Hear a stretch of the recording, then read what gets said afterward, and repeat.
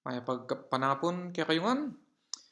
This is Mike Pangilinan here in Germany, and this time I'd like to teach you 6 Kapampangan words that you are not allowed to say in public. Number 1, nakputa, son of a whore. Nakputa ka, you're a son of a whore. Number 2, polang, stupid. Polang ka, you are stupid. Kapolangan mo, you are so stupid.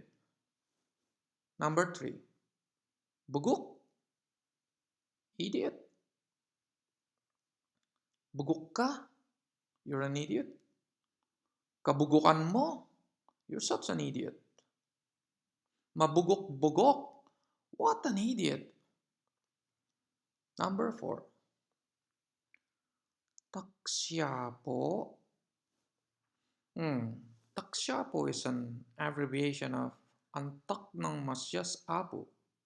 Antak means cunt, masyas means petrified, and apo means grandmother. So, taksyapo mo means your grandmother's petrified cunt. Taksyapo mo, your grandmother's petrified cunt. Taksyapo na, his grandmother's petrified cunt. Taksyapo yo, your grandmother's petrified cunt. Number 5, taknay duna. Taknay duna is again an abbreviation of antak ng induna.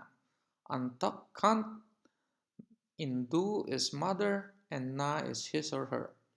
So taknay duna is his or her mother's cunt. Taknay dumo is your mother's cunt. Taknay duyo is your mother's cunt, plural. Taknay duyo. Did I say 5? Reta na pa siguro, puta mapapata mo.